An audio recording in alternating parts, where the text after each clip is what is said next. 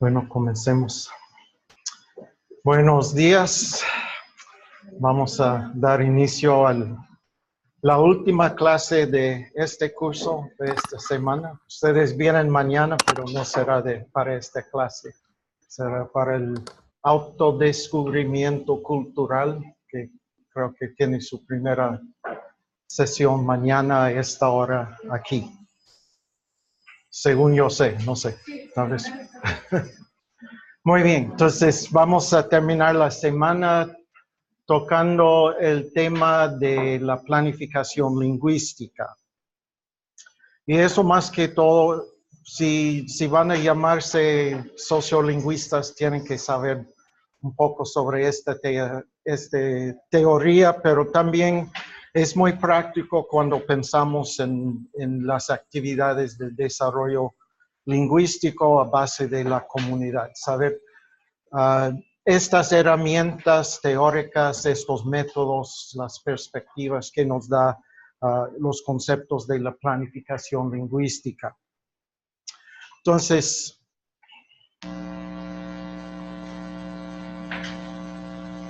como mencionamos ayer, hay varios rasgos, varias características de la planificación lingüística que lo pone aparte del desarrollo de la comunidad como lo estamos tratando. Pero por lo general, la planificación lingüística no se trata del idioma exclusivamente, sino de algún problema social, como mencionamos ayer. Un problema social, económico, político. Entonces, por ejemplo, es necesario comunicar información a toda la ciudadanía de un país. Entonces, desarrollamos una ortografía para los idiomas más grandes para facilitar esa comunicación. O reconocemos ciertos idiomas como idiomas oficiales y así podemos elaborar los formularios, las comunicaciones y todo en estos idiomas y no en otros. Entonces, esto es parte de la planificación lingüística. ¿Cuál será el idioma nacional? ¿Cuál será el idioma de nuestra identidad? ¿Y cómo vamos a manejar la diversidad lingüística que existe dentro de un país o dentro de una nación? O tal vez un grupo sufre de discriminación, entonces promulgamos maneras de hablar que no son despectivas. Esto es otra clase de otro tipo de la planificación lingüística.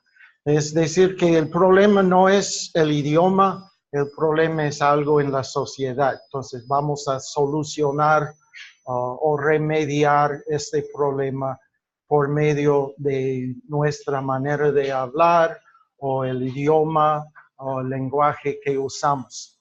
Entonces, como mencionamos, mucho de la política feminista se implementa por medio de lenguaje. ¿Cómo vamos a hablar de mujeres? ¿Cómo vamos a hacer referencia a los géneros? Entonces, eso es un problema social, no un problema con el idioma, pero tratamos al idioma, hacemos algo al idioma o con el idioma para solucionar ese problema. Entonces, hay varias actividades de la lingüística, planificación lingüística. Mencionamos ayer la definición que me gusta más usar porque es mi propia definición, de que es dirigido, intencionado, abierto, es el cambio lingüístico que tiene estas características, no es el cambio natural o el cambio que ocurre simplemente porque las personas están ajustándose a sus contextos, a sus entornos. Pero hay varias actividades que se han identificado que componen la planificación lingüística. Uno se llama la planificación de estatus, y eso tiene que ver con qué estatus vamos a dar a los idiomas dentro de nuestra unidad de análisis o dentro de un país, dentro de una organización. ¿Cuáles son los idiomas oficiales? ¿Cuáles serán los idiomas reconocidos? A veces, ¿cuáles son los idiomas prohibidos que uno no debe hablar? Y esto es la planificación de estatus. Y tiene mucho que ver con las funciones de los idiomas. Vamos a reconocer estos idiomas o un idioma, por ejemplo, para la educación. Vamos a usar solo un idioma para la gobernación. Todas las discusiones en el Congreso, solo en español, solo en inglés. Esto es la planificación de estatus. Y esto quiere decir, si queremos usar un idioma para ciertas funciones o para funciones nuevas, se puede usarlo. Es adecuado el idioma para esa función. Tuvimos la experiencia en Guatemala de que reconocieron los 4 idiomas mayances más grandes para ser idiomas oficiales. Entonces, esto quiere decir que a la par del español, que uno podría usar el quiché o el mam o el cachiquel o el quechí en el Congreso, por ejemplo, o para la educación. Entonces, la primera etapa en este reconocimiento de darle estatus, pues ellos decidieron, bueno, vamos a traducir la Constitución de la República a estos idiomas. Pero inmediatamente encontraron que hay muchos términos en la Constitución que no existen en estos idiomas. Entonces tenían que pensar cómo vamos a decir nación, cómo vamos a decir Estado, cómo vamos a hablar del Corte Suprema de Justicia, cómo vamos a hablar de jueces y de toda esta terminología política y de gobernación, que no tenían palabras ya desarrolladas en estos idiomas. Entonces, eso fue un proyecto de varios años, de elaborar la terminología, de estandarizar los idiomas para que todos sepan que cuando hablamos de cierto término en estos idiomas quiere decir Corte Suprema de Justicia o algo similar. Entonces, la planificación de estatus es el primer paso Pero después viene este proceso de la planificación del corpus, que es decir, del código, del cuerpo mismo de los idiomas, hacer los idiomas adecuados para las tareas, a las funciones que se les dan. Entonces, esto es el segunda área de actividad de la planificación lingüística. Si vamos a promover literatura o la educación en un idioma, entonces necesita una ortografía. Hay que tener una manera de escribir el idioma. Y eso es la planificación del corpus.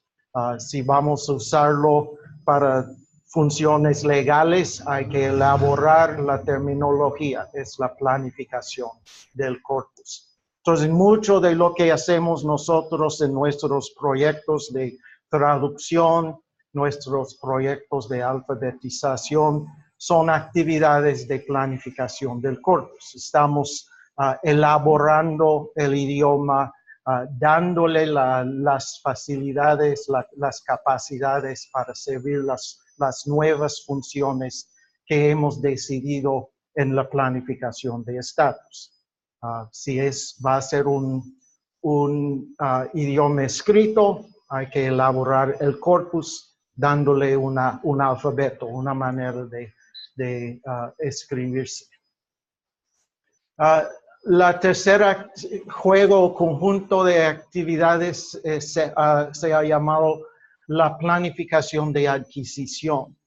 No es suficiente solamente decir, bueno, vamos a usar el idioma para cierta función y vamos a elaborar una ortografía, pero tiene que haber una manera en que la población en general tenga las posibilidades de adquirir, de aprender estos términos, de aprender cómo escribir, cómo leer. Que debe haber materiales pedagógicos, maneras de promulgar las nuevas normas para que todos puedan participar y que podemos implementar la planificación que hemos hecho. Entonces, eso se llama la planificación de adquisición. Decidimos este idioma será el idioma de educación.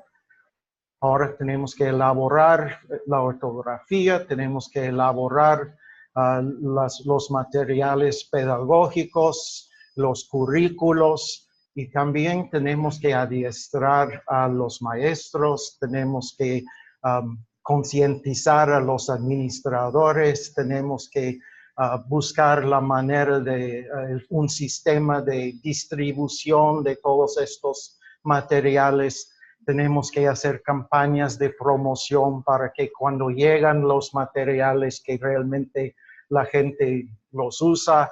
Y así todo eso es en gran parte un proceso de mercadeo del producto de planificación de corpus y de convencer al público de la planificación de estatus. Entonces, eso es la adquisición. Y muchas veces es ahí donde fracasan programas de planificación lingüística. Es fácil que alguien diga, vamos a hacer este idioma, un idioma literario, vamos a producir libros y cosas así. Se puede emplear expertos para que se elaboren la ortografía y la terminología, pero si el público no acepta, si los maestros no quieren usarlo, si los administradores educativos no quieren que sus maestros ni sepan de estas posibilidades, entonces allí fracasa. O si todos los materiales quedan en una bodega, en un almacén, y no llegan a las manos de los usuarios, entonces ahí fracasa la planificación. Un comentario, sí. Sí. ¿Qué pasa? ¿Qué se haría en el caso, por ejemplo, si el gobierno no quiere apoyar, digamos, algún programa de planificación lingüística en la comunidad, porque esa comunidad, Por ejemplo, esa comunidad está en oposición a la política del gobierno. El gobierno los desplazó, entonces es un lugar donde no hay luz, donde no hay agua potable. Bueno, en general en toda África se ve ese problema, pero es como que al ser de la oposición, el gobierno no invierte ahí, ¿no? ¿Qué se haría en esos casos, por ejemplo? Bueno, ahí es donde entra la abogacía, que alguien tiene que luchar, confrontar al gobierno, hacerles conscientes del deseo del pueblo, y eso es un proceso más o menos político, en inglés se llama lobby, de que alguien va con los políticos y trata de convencerlos que esto sería la mejor política lingüística, esto será el mejor proceso para involucrar a las personas, cosas así. Y hay muchos grupos que se han formado para abogar en pro de las comunidades lingüísticas minoritarias. A veces son personas de cada comunidad, pero también a veces ellos se reúnen y forman un gremio, un sindicato, una organización que lucha para los derechos lingüísticos de las comunidades. Entonces, vamos a hablar de esto en las semanas que vienen, pero sí, eso es parte de esto, de la planificación lingüística. Como mencionamos, muchas veces viene desde afuera, es una política del gobierno, de un ministerio, o aún dentro de una organización o una empresa que impone estas políticas de tiene que usar este idioma o no puede usar otro idioma, asuntos así, y hay que luchar. Pues se puede hacerlo sin luchar, pero tiene que promover los conceptos de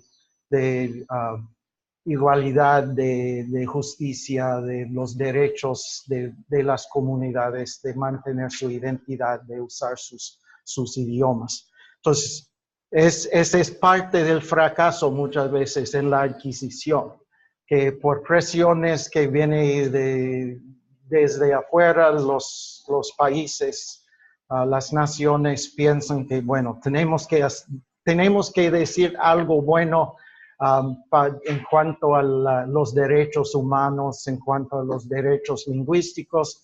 Entonces vamos a formar una política o una retórica que parece positiva, pero no vamos a ponerle dinero, no vamos a proveer lo que se necesita, los recursos para realmente implementarlo. Entonces es la adquisición donde cae el programa. Hay algo bueno en papel o legalmente, pero no se implementa, no hay realmente lo que se necesita para hacerlo, para que tenga éxito. Y eso es generalmente eso es entre la comunidad y los de afuera, que está ese conflicto, esa lucha de reclamar sus derechos. Pero también puede haber un proceso de mercadeo, de promoción dentro de la comunidad para convencer a los hablantes mismos que esta política de desarrollo es lo que realmente nos beneficia, que hay valor en usar nuestro idioma para ciertas funciones. Y eso es la planificación del prestigio, que más que todo se enfoca internamente dentro de la comunidad, pero también se puede hacer afuera, para los de afuera también, pero más que todo es para convencer a los mismos miembros de las comunidades que sus idiomas sí se puede leerlo, sí hay beneficios de usarlos para otras funciones, para funciones nuevas.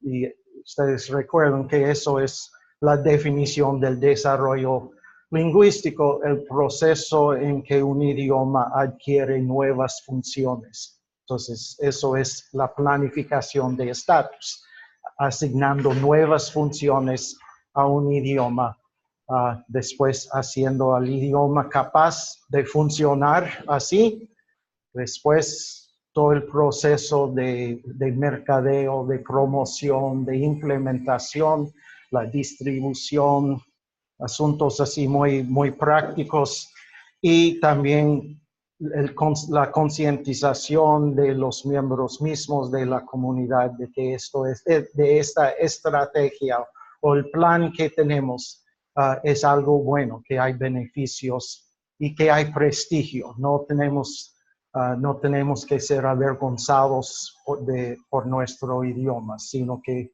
podemos ser orgullosos que es bueno usar nuestro idioma.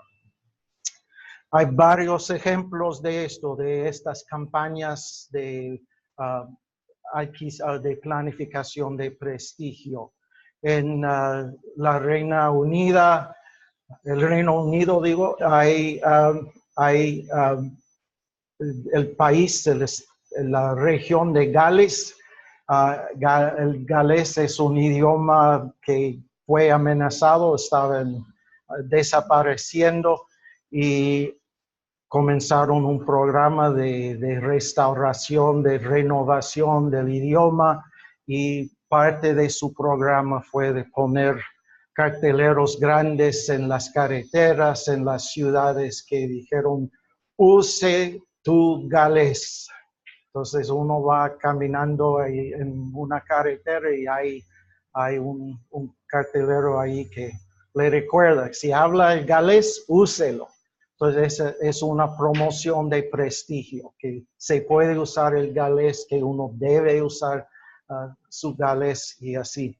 Una vez yo fui de Inglaterra a Gales, estaba en un tren y todos estaban hablando inglés. El tren fue por un túnel debajo del río, que es la frontera con Gales, y cuando salimos del túnel, todos que estaban hablando inglés comenzaron a hablar galés. Entonces, a la frontera cambiaron el idioma, y eso fue algo que para mí fue muy interesante, que tenía efecto, tenía éxito esa campaña de usar su galés. En la Inglaterra no es tan prestigioso hablar el galés, pero al llegar a su país, todos comenzaron a hablar el idioma de nuevo.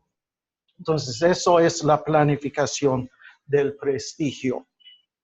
Entonces, vamos a hablar un poco más a fondo de cada una de estas actividades. La planificación de estatus, como ya dijimos, son decisiones en cuanto a las funciones que se darán al idioma. ¿Para qué se usará esta lengua? Y esto en la planificación lingüística, esto es una decisión consciente que uno hace. Es abierto, es intencionado, que vamos a tomar decisiones sobre los usos del idioma.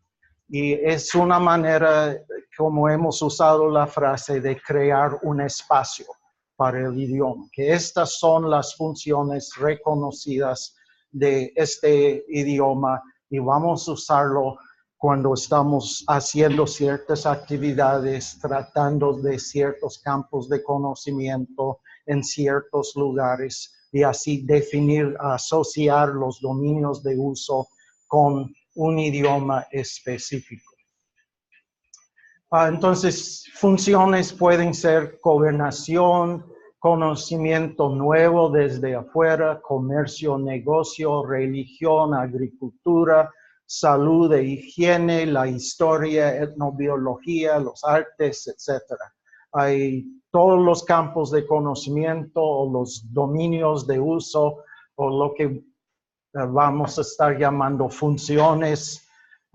Se puede identificar que esta función se asocia con cierto idioma, y vamos a elaborar el idioma, vamos a asegurar que el idioma es capaz de tomar esa función, de servir para esa función. Pensando así, podemos pensar, por ejemplo, en la decisión de estatus, de que vamos a tener la Biblia en cierto idioma. Es una decisión de estatus. Hemos hecho la planificación lingüística. Si lo hacemos desde afuera, como es tradicional, que algún misionero viene y decir, van a tener la Biblia en su idioma. Eso es la planificación lingüística tradicional que viene desde arriba, de afuera, que está impuesto más o menos sobre la comunidad. Y es la planificación lingüística tradicional. Es la planificación de estatus.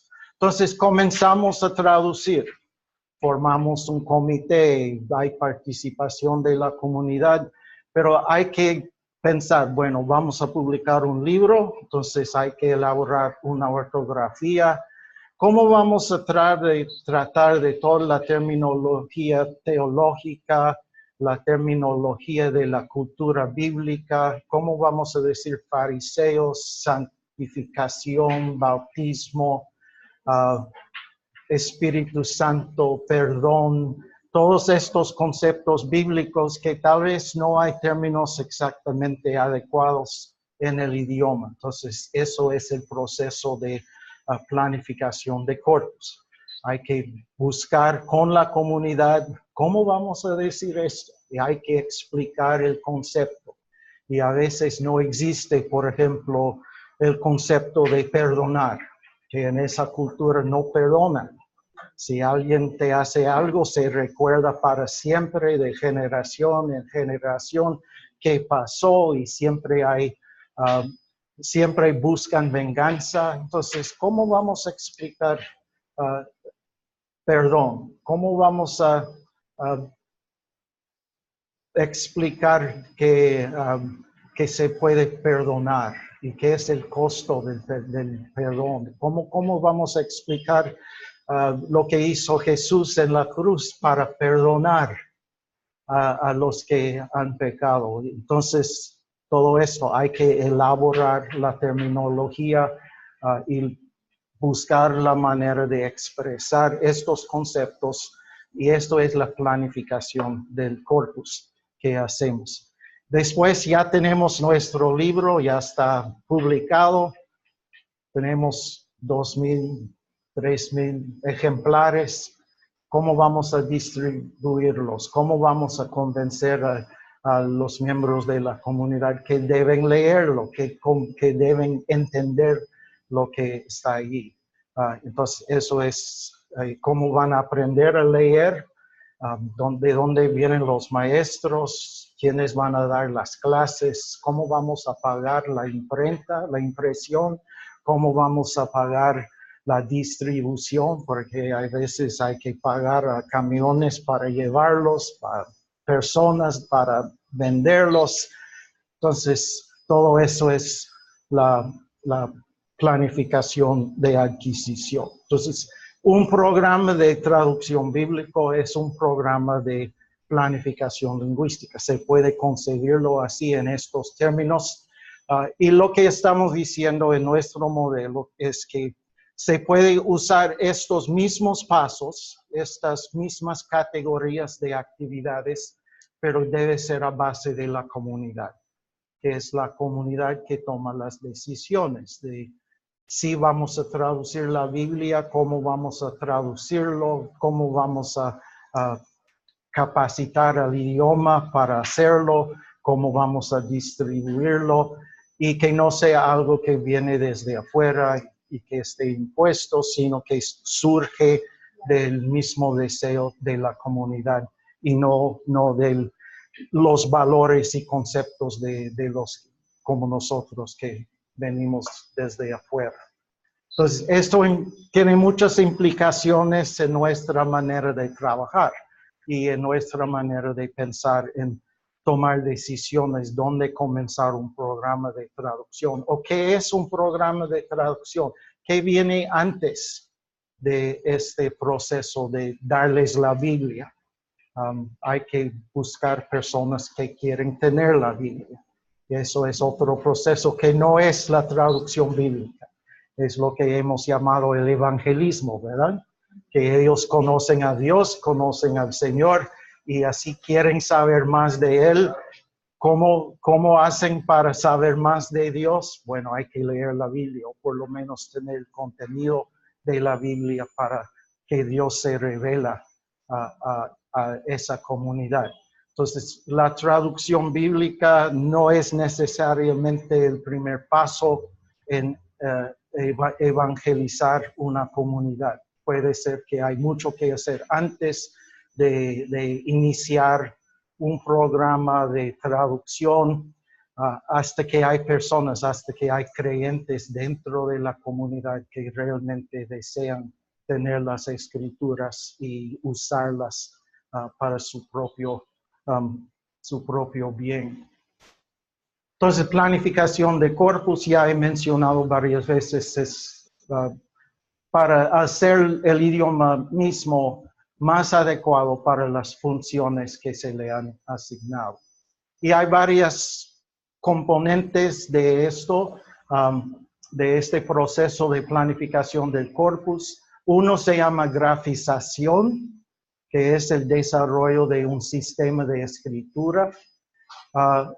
Y el sistema de grafización o la ortografía debe ser basado en la estructura del idioma mismo. Por eso están estudiando fonología. Para esto sirve, para ayudarles a entender cómo es la estructura fonológica de este idioma para que podamos representarlo bien en un sistema de escritura. Debe ser basado en principios de la pedagogía, es decir, que debe ser fácil de aprender. Hemos hablado de ciertas ventajas del sistema chino, pero también hay costos en términos de la pedagogía. Una persona para decir que es alfabetizado en China tiene que aprender como 20,000 caracteres, símbolos. Entonces, una persona que no sabe 20,000 símbolos apenas puede leer el periódico. Entonces, eso es el costo pedagógico de este sistema. Tiene ventajas en unir varias identidades y comunidades. Tiene una ventaja que no está basado en el sistema fonológico de ninguno de esos idiomas, pero hay un costo pedagógico, que los chinos, los de hablan idiomas que no son mandarino, que ellos todos tienen que invertir mucho tiempo en el aprendizaje de cómo leer y escribir. Y debe ser basado en la naturaleza de la identidad y las relaciones sociopolíticas de la comunidad. Es decir, podemos usar, por ejemplo, letras latinas, letras romanas para escribir, pero tal vez la historia y la tradición de la comunidad es que ellos siempre se han identificado más con sistemas de escritura que usan otro sistema como cirílica o algo así, o el alfabeto arábico, que no es romano, que no es basado de los símbolos latinos. Entonces, si tenemos una comunidad minoritaria dentro de un entorno donde más se usa la escritura arábica y queremos usar la escritura romana, puede haber conflictos o puede haber falta de aceptación porque no parece bien.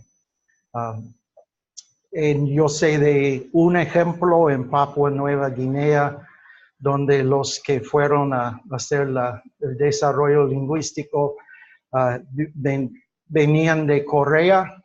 Entonces ellos comenzaron a enseñar a todo el pueblo de escribir su idioma usando el Hangul, que es el alfabeto coreano.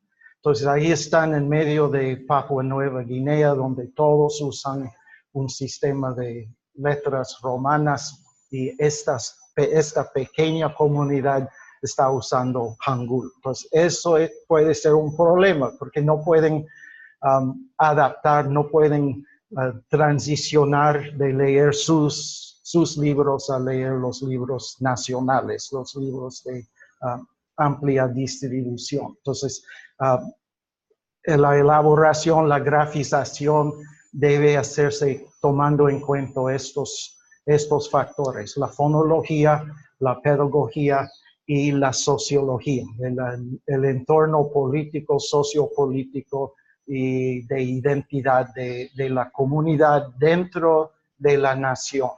Hay veces que una comunidad minoritaria prefiere no usar un sistema muy similar a lo nacional, porque quieren distinguirse.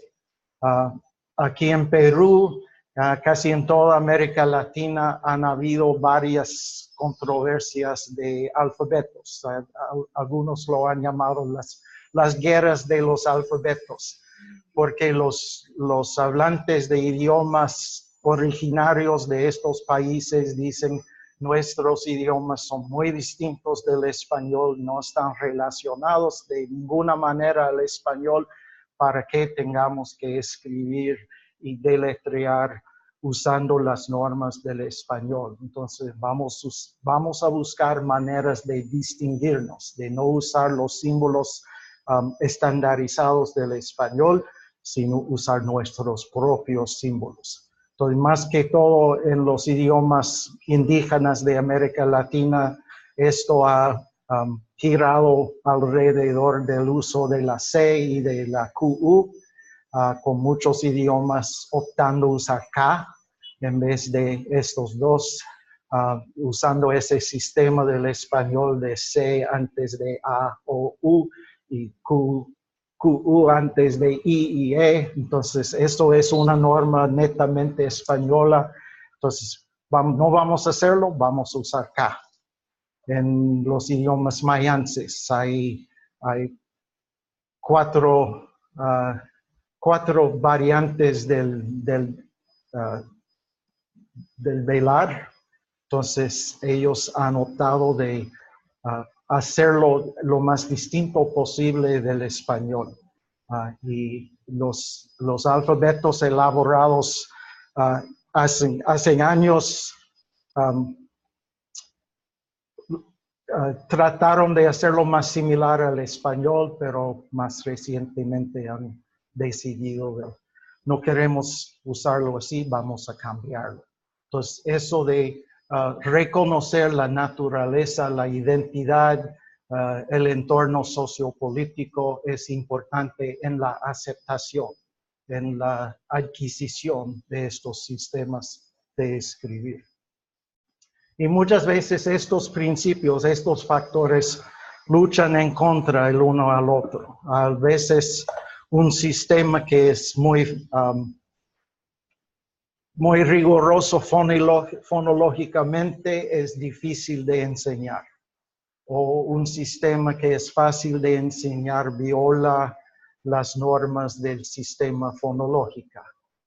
O que tiene una forma que no es aceptable para la identidad. Entonces, muchas veces hay conflictos entre estos tres factores y hay que buscar la manera de reconciliar todo esto en el diseño de una ortografía. Van a aprender mucho más sobre esto en el curso de alfabetización. Otro aspecto de la planificación de corpus es la estandarización. Y esto es el desarrollo de normas de gramática, pronunciación, de deletreo y de uso. Entonces, muchas veces se elaboran libros de gramática. Esta es la forma estándar de hablar nuestro idioma. Estas son las formas correctas que todos debemos usar y tenemos que aprenderlos, ese estándar en la escuela más que todo, y por eso hay libros de gramática. Por eso hacemos diccionarios. Diccionarios no son para definir palabras. Sí, tienen definiciones, pero no es el propósito mayor de un diccionario. Un diccionario sirve para enseñarnos cómo deletrear las palabras. Un diccionario que podemos llevar en la mano es un diccionario que tiene todas las palabras más comunes, las palabras que ya sabemos que quieren decir, pero tal vez no sabemos cómo deletrearlos. Entonces, si no sé cómo deletrear boca, puedo ir al diccionario a ver qué es B-O-C-A. Y así los diccionarios sirven para promulgar la estandarización, las normas de deletreo del idioma. Si quiero encontrar una palabra que no es muy común, tengo que ir a la biblioteca para abrir un libro inmenso que tiene todas las palabras, pero esto no es el diccionario de mano, no es el diccionario que usamos más comúnmente. Muchas veces se elaboran guías de uso. Los periódicos, las revistas, las emisoras muchas veces tienen guías de uso de cómo debemos hablar, cómo referimos, por ejemplo, a una persona. Usamos su título, usamos su nombre, usamos solo su apellido, cuáles son las normas de cómo vamos a escribir, cómo vamos a hablar cuando estamos en situaciones formales, públicos, y queremos usar el idioma estándar. ¿Cuáles son palabras que no se dicen en la televisión? ¿Cuáles son las palabras que se prefieren para hablar de razas, de etnias, de ciertos tópicos o temas? Entonces, estos son guías de uso que nos ayudan. ¿Cuándo podemos usar una contracción? ¿Cuándo podemos usar palabras jergas o cosas así que son muy informales o nunca, tal vez? Según la guía de uso, sabemos cómo producir los materiales para ciertos propósitos. Y manuales de estilo, que también nos dicen cómo van a deletrear, cuándo se usa un guión, cuándo se pone un punto, cuándo se usa la coma, cómo indicamos que algo es citado y todo eso de la puntuación, normas de qué es una oración completa, cuándo es una oración demasiado largo con demasiados verbos y dónde debemos poner los puntos para dividirlo. Todas estas normas de estilo son también parte de la estandarización. En español hay una norma que no existe tanto en inglés, aunque he apropiado un poco el uso de esto cuando escribo en inglés, de que no se debe usar la misma palabra varias veces en oraciones muy cercas. Entonces no se puede decir, esta norma es y la norma es y la norma otra vez. Entonces hay que buscar un sinónimo o algo así para que eso es el estilo. Y esto tenemos que aprender, porque si no, vamos a hablar como queramos y no es el estándar. Entonces, estos son aspectos de la estandarización. Otro aspecto es la modernización, y eso es lo que han llamado el desarrollo de la intertraducibilidad. Es decir, la posibilidad de traducir, de hablar de asuntos o temas que están en otro idioma, en nuestro idioma. Entonces, es la elaboración de términos técnicos, como hablamos de partes del carro o de máquinas de computación o de aparatos asociados con máquinas de computación. ¿Cuáles son los términos que vamos a usar? Cuando yo estaba investigando el quiché, tuvimos un equipo y como chiste hicimos una lista de palabras de cosas técnicas que sabíamos que no existían en el quiché y pedimos a todos los miembros del equipo vaya con un hablante de quiché y pedirle cómo decir, por ejemplo, zipper o plástico, cómo decir varias cosas que no existen en la cultura, en el idioma. Uno fue, traduzca esta oración, el pequeño pingüino baila con su bastón plástico. Entonces, recopilamos estas traducciones y algunos de los informantes, ellos lucharon para buscar palabras quichés y salieron frases, oraciones largas. Ese pájaro negro y blanco que vive en el Antártico baila con su, así explicando todo, porque no existe una palabra para pingüino, ni para plástico, bastón plástico, cómo decir cosas así. Entonces, eso es la intertraducibilidad, como esto es la elaboración de los términos claves bíblicos, por ejemplo, términos técnicos, nombres de maquinaria, de tecnología, cosas que vienen de afuera, cómo vamos a hablar de estas cosas. Y hay varias maneras de hacer esta elaboración de términos. Podemos prestar directamente de otro idioma. Entonces, esta vez que estoy aquí, aprendí por la primera vez el término watchman. Hay un señor que está sentado aquí, que es watchman, que viene directamente del inglés watchman. Okay. Entonces, yo estaba pensando, ¿qué es el plural? ¿Los watchimanes? Ok. Entonces, eso es una manera de elaborar el idioma, prestando términos de otros países o de otro idioma. Y ustedes pueden ver que uno es prestar, pero también se puede usar palabras que son netamente de nuestro idioma. Un watchman en Guatemala es un guardián. Entonces, las casas tienen sus guardianes. Entonces, hay maneras de hacerlo. O podemos mirar hacia la historia y buscar un término que ya está en desuso y renovarlo, adaptarlo para la nueva situación, el nuevo contexto.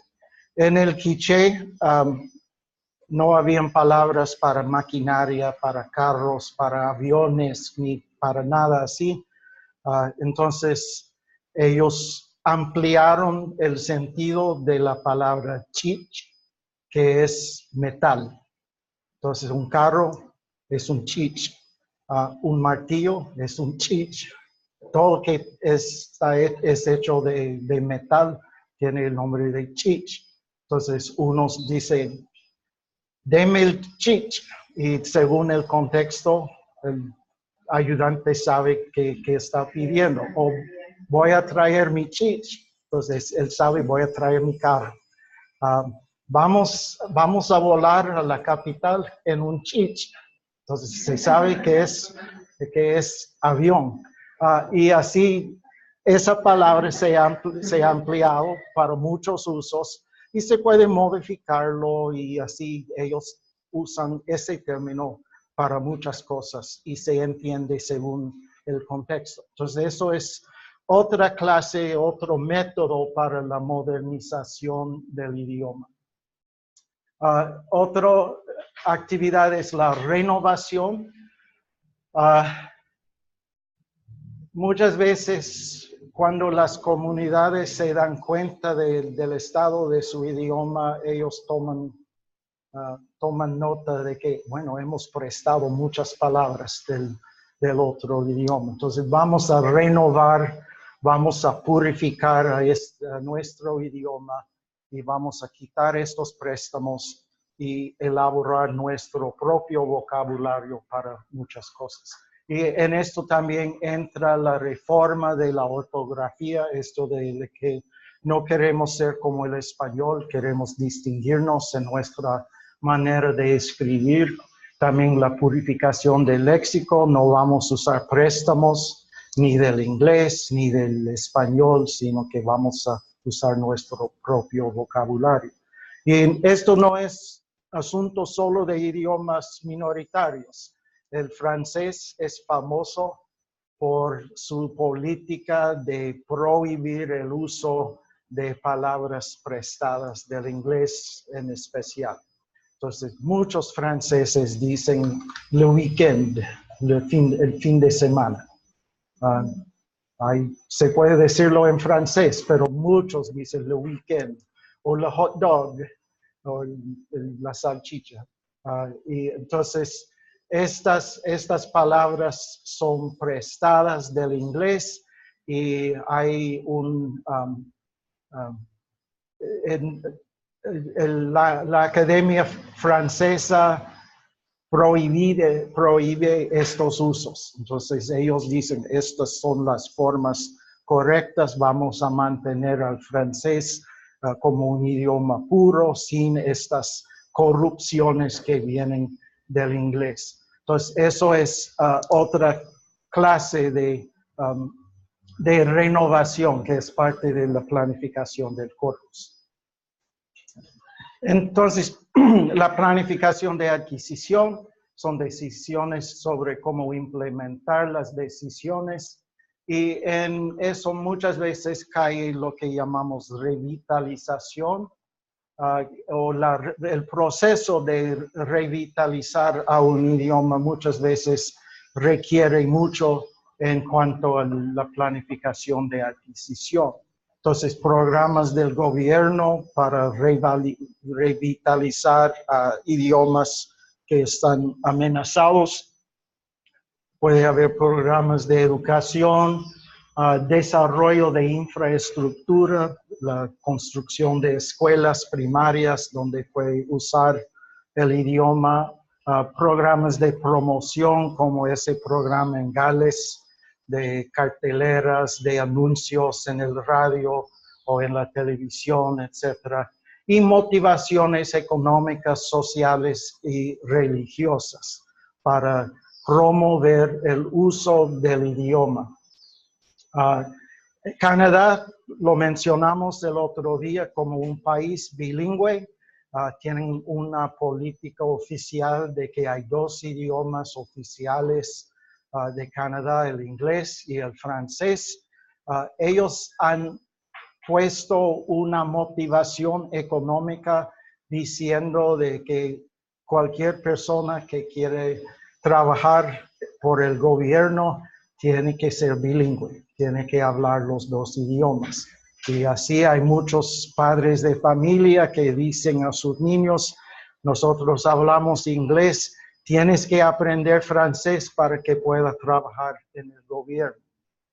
Y igual los que hablan francés dicen, bueno, tienen que aprender el inglés para poder trabajar en el gobierno en el futuro. Entonces, así promueven el uso de los 2 idiomas por estos medios, estas motivaciones económicas, que tendrás mejor trabajo si eres bilingüe, si puedes manejar los 2 idiomas.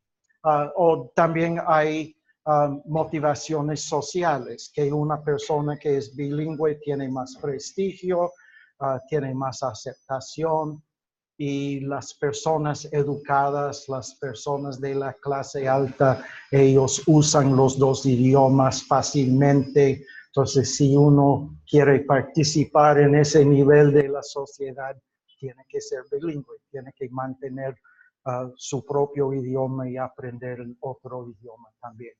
Y sabemos bien, nosotros casi siempre enfocamos en las motivaciones religiosas, que si uno quiere leer la Biblia y entender la Biblia, debe ser en su propio idioma, y así hay una motivación religiosa de poder leer la Biblia, las Escrituras, en el idioma que uno entiende mejor.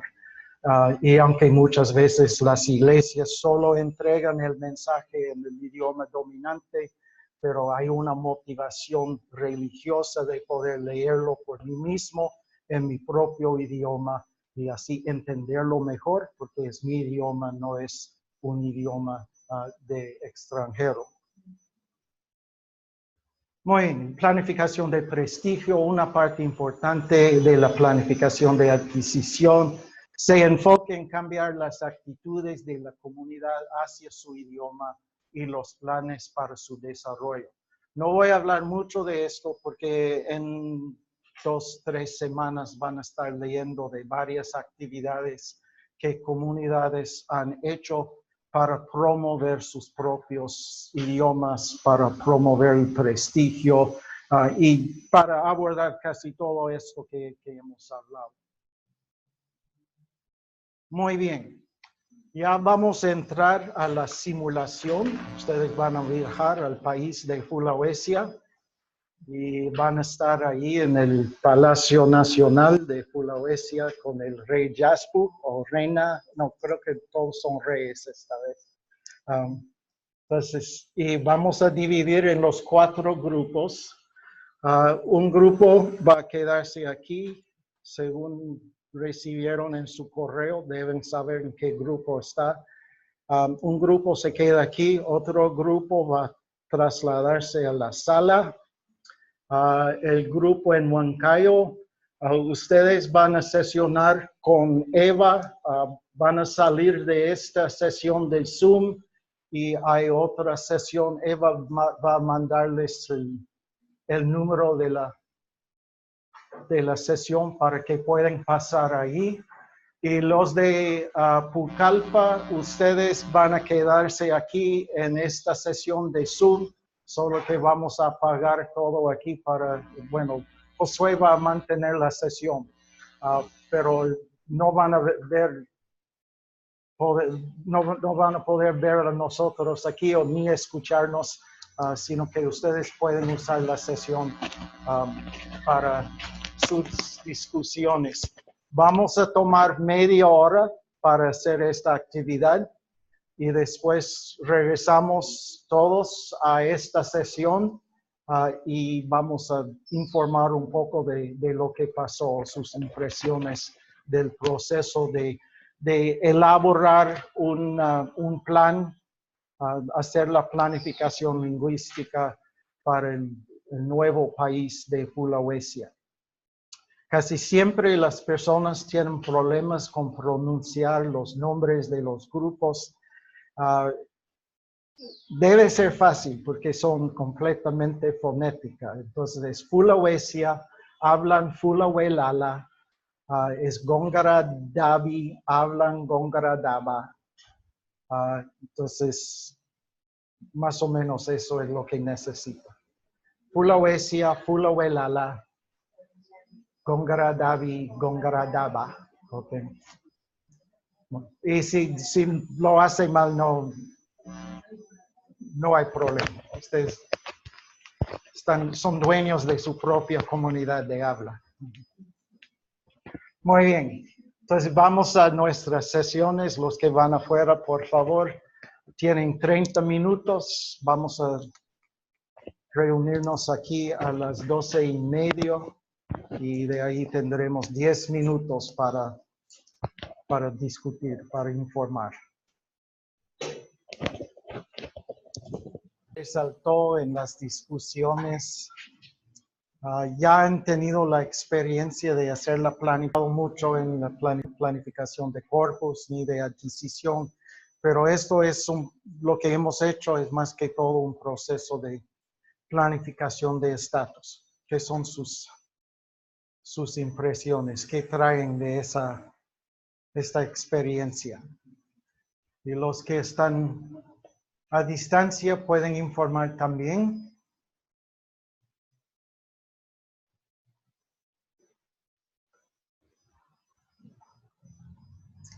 ¿Quién quiere informar? Bueno, puedo dar mis impresiones de los de Huanca. Okay. Ha sido un poquito difícil para nosotros porque ahorita presente estamos aquí 2, Nelly y yo. Mary está y la señal no volvía y Lida se perdió por allá no pudimos conectarnos. Y mi impresión era, tiene que tener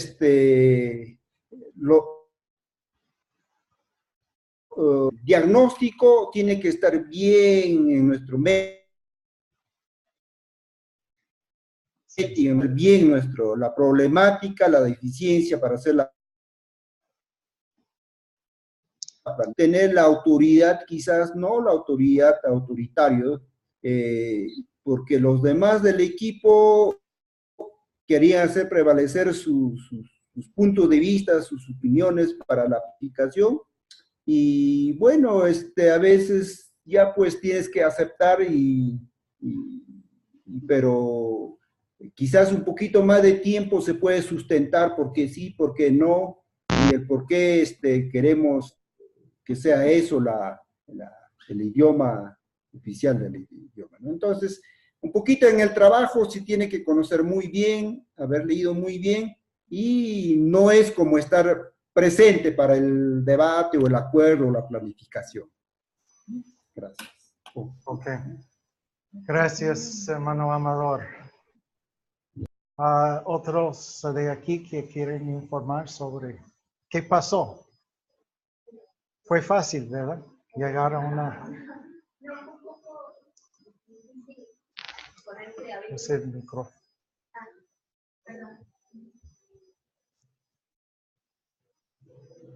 Fue un poco difícil ponerse en una posición que a veces uno no quería seguir, pero tenía que defenderla y bueno, tratar de seguir con esa posición aunque uno no la quería. Y también pienso, si lo observara desde fuera y viera esta situación, pensaría que es lo complicado que es que se pongan de acuerdo. Obviamente creo que tardaría más, mucho más de lo que nosotros hacemos en educación, pero tardaría más porque si quiere cada uno tener esas posiciones, no se llegaría a un acuerdo fácilmente. Y nosotros, al ir a este lugar, tendríamos que esperar cuál es la decisión de la comunidad. Y bueno, según eso, a pesar de que no me guste, no me guste, fue un poco que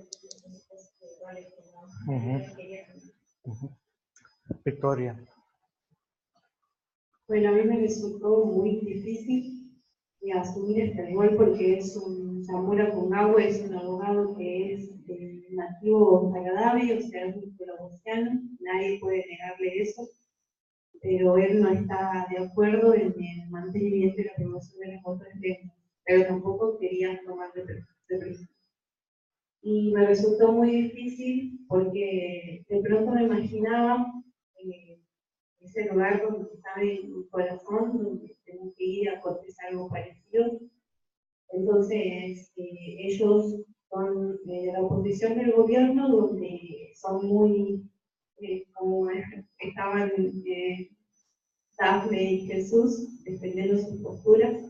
Entonces, de pronto los veía a ellos y me acordaba de ellos, de la comunidad, y lo difícil que es que ellos puedan acceder a las posibilidades y buenas ofertas que el mismo gobierno, como idioma oficial que tienen que es el portugués, pueden tener para ellos. Pero ellos se cierran y no permiten tampoco que haya cambios dentro de su comunidad, por el idioma, y al ser tan cerrados tampoco, digamos, permiten que haya otra visión, ¿no? Siguen teniendo la tradición dentro de la comunidad, casar a sus hijas a temprana edad, a los 7 o 8 años, y de pronto yo me ponía en esta situación y me resultó re difícil porque yo como nativa pude acceder a la educación, entonces queriendo defender la lengua mayoriano como la lengua oficial del país, yo los miraba y tenía una gana de decir, bueno, llegamos a un acuerdo. Y pensaba en el multilingüismo estable y dije, sí, tiene que haber un multilingüismo estable en este momento. Pero bueno, la verdad que resultó muy Muy bien. ¿Otro? Betiana. Bueno, la verdad que sí fue muy difícil poder llegar a un acuerdo. Pensaban que es verdad lo que se dice que muchas veces es difícil dejarlos contentos a todos, porque una decisión puede afectar demás comunidades. Y cuando, bueno, a mí me tocó ser la rebelde del grupo, más o menos parecido a lo que son mis pensamientos, en defender la cultura, en defender el idioma nativo y todo lo demás. Y pensaba también en lo que pasó en Argentina con la imposición del español, y también pensaba en qué difícil es poder salir de la esclavitud también en cuanto al idioma, porque nosotros fuimos conquistados por españoles y primó el español en Argentina. Y así desaparecieron muchísimas culturas nativas en Argentina. Por ejemplo, el idioma toba ahora se está resurgiendo, pero años atrás eran pocos hablantes de toba.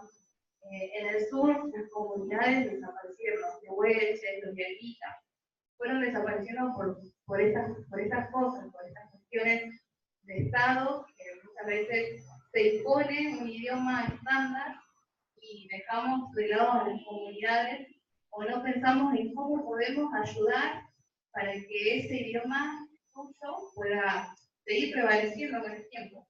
Y fue difícil. O sea, no es tan fácil.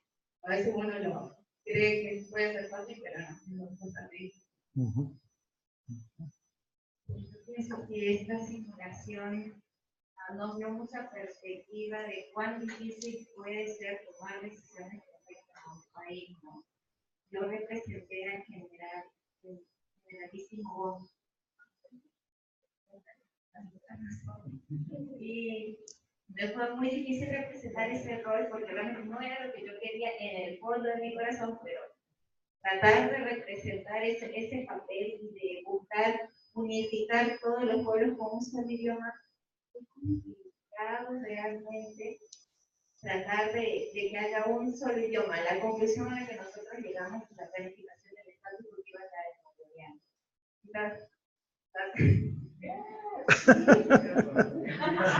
de la manera como lo defendimos, ¿verdad? Tratamos de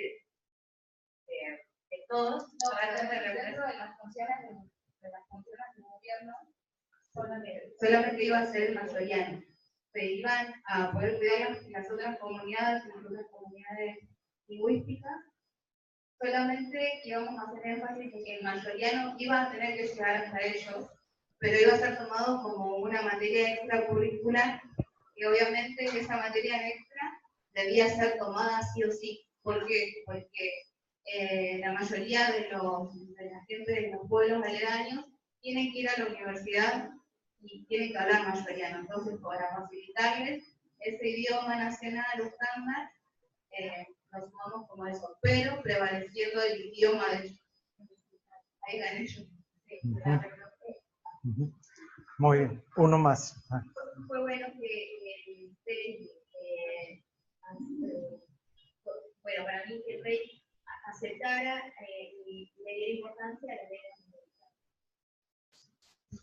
Muy bien.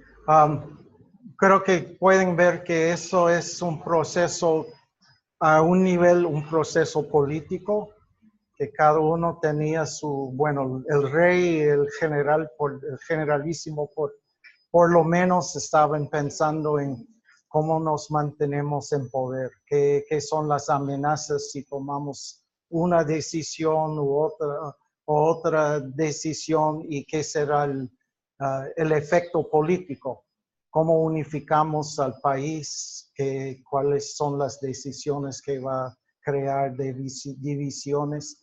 También hay un nivel económico. ¿Cómo vamos a desarrollar nuestro país si no hablamos un idioma internacional que nos ayuda a participar en los mercados grandes, globales? Y hay un aspecto social que de los que no hablan estos idiomas, que de los derechos de los grupos minoritarios. Entonces, varios niveles de perspectivas y perspectivas que están en conflicto el uno con el otro.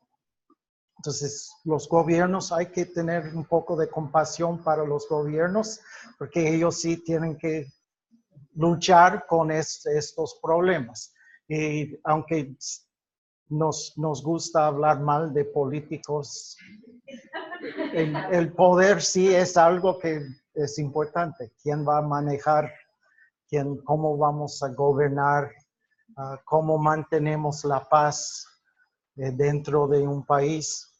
Y siempre debemos reconocer que hay corrupción, hay agendas, hay programas de personales, intereses personales también. Entonces, todo eso entra en este tipo de decisiones. Entonces, debemos reconocer que casi no hay ningún país en el mundo que tiene una política perfecta. Hay ciertos aspectos que son buenos, hay otros aspectos que favorecen a un grupo, favorecen a otro grupo. Entonces, este ejercicio es más que todo para hacerles conscientes de qué complicado es elaborar una política para un país y manejar la diversidad lingüística, y diversidad social, la diversidad económica que existe dentro de un país. Entonces, para nosotros, nuestra motivación es buscar el shalom, buscar la paz, buscar el bienestar, no solamente del país entero, sino de cada grupo. Entonces, eso debe ser nuestra motivación, que no queremos favorecer a ningún grupo, sino que buscar el bienestar general y cómo ser una bendición a todos y no causar injusticia o discriminación contra ninguno. Entonces, eso es el reto que tenemos en el trabajo, en la obra que hacemos. Muy bien, muchas gracias por su participación. Mañana yo voy a descansar, ustedes siguen estudiando y nos vemos el lunes.